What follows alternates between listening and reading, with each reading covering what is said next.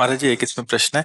भगवताकार वृत्ति भी नहीं हुई और जब भजन भी हो रहा है और सांसारिक कार्य भी हो रहे हैं, फिर अंतिम समय में ऐसा होता तो वो बनाने पड़ेगी या वैसा लाना ही पड़ेगा क्या महाराज जी?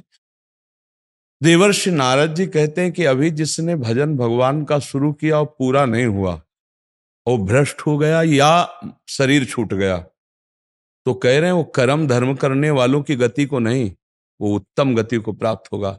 वो हाँ, क्योंकि उसने भजन माला किया, उसने 10 माला किया, 50 माला किया, अब ये भजन उसकी उन्नति करेगा।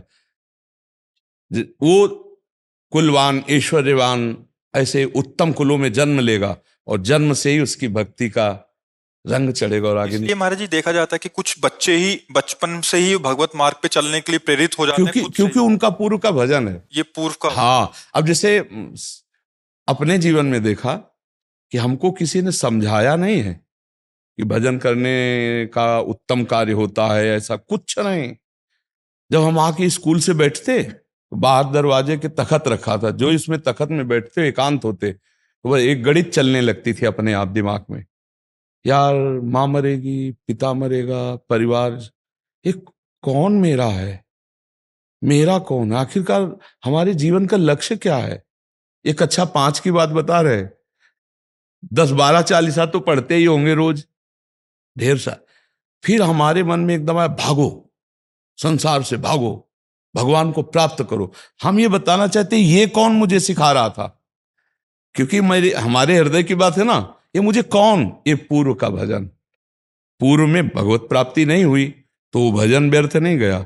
इस जन्म में बचपन से उत्तम कुल ब्रह्म ऋषियों के परिवार में जन्म दिया और बचपन से भागवतिक संस्कार संत समागम और निकाल के देखो भगवान के मार्ग में। तो भजन कभी व्यर्थ नहीं जाता, चाहे 100 नाम ही क्यों ना हो। वो धर्म कर्म जैसा नहीं है, भजन कोई ऐसा नहीं, भजन अविनाशी। वो से भक्ति बीज पलटे नहीं, जो जुग जाए अनंत, ऊंच नीच कुल उपजय होए संत को संत। थोड़ा भी भजन उसका नाश नहीं होने देगा। तो जो भजन कर रहे हैं, विषय भी भोग रहे हैं, अभी पूर्ण रूप से भजनानंदी नहीं हुए हैं, तो उनको चांस मिलेगा, उनका अगला जन्म होगा, वो ऐसे महापुरुषों के परिवार में जन्मेंगे जहां बचपन से भागवतिक संविधान। अब जैसे ये बच्चा बैठा है, अब ये वृंदावन आकर सत्संग में बैठा है तो खाली थोड़ी है, अब इसके दिमाग में संस्कार जा रहे हैं, वो अभी कुछ पकड़ पावे ना पावे, परिणाम इसका इसका आगे जीवन में इसके प्रकाश होगा।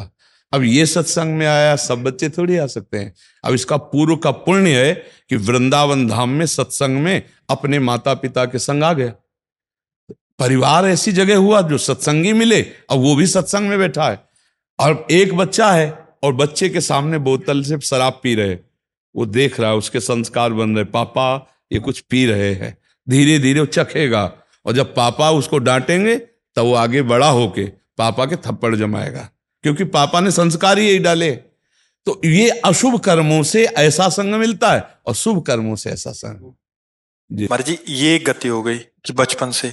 महाराज जी कुछ, क्योंकि आपके आगे सम्मुख काफी सारे ऐसे आते हैं जिन्होंने जिंदगी भर भजन नहीं किया, बचपन से उनका ऐसा सानिध्य, 30 साल उम्र हुई, आपका प्रवचन सुना या कोई ऐसा संयोग बैठा, तुरंत पूरा पलट गया। हाँ, उसमें संयोग नहीं बैठता है, संयोग बनाया गया था।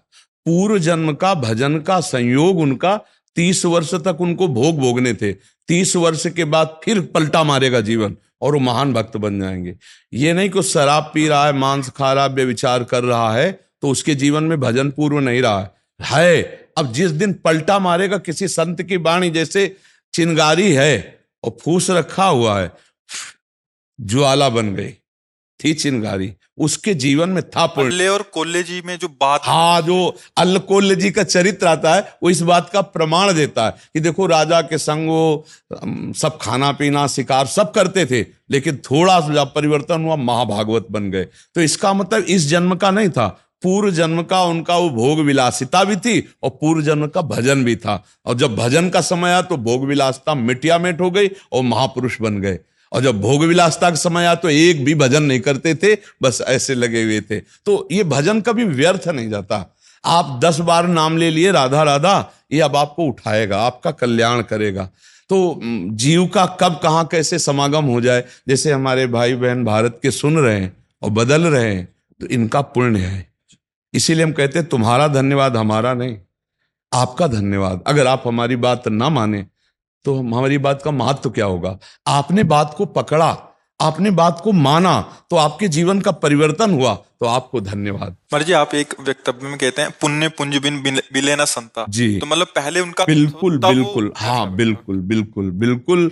इसमें दो विभाग किए गए, एक है पुण्य पुंज बिन मिले न संता, और एक है अब मोय भाव भरोस हनुमंता, बिनु हरि कृपा मिले नहीं संता। तो ये बात है कि हमारे कहीं ना कहीं कोई पुण्य, अब जैसे आप भाई कहीं विदेश में रहते हैं और इन्होंने बताया कि हमारी कोई श्रद्धा नहीं थी, और फिर अचानक श्रद्धा बिना कैसे सत्संग सुन लिए? ये विचार करो, जब संतों से श्रद्धा ही नहीं है तो फिर सुने कैसे?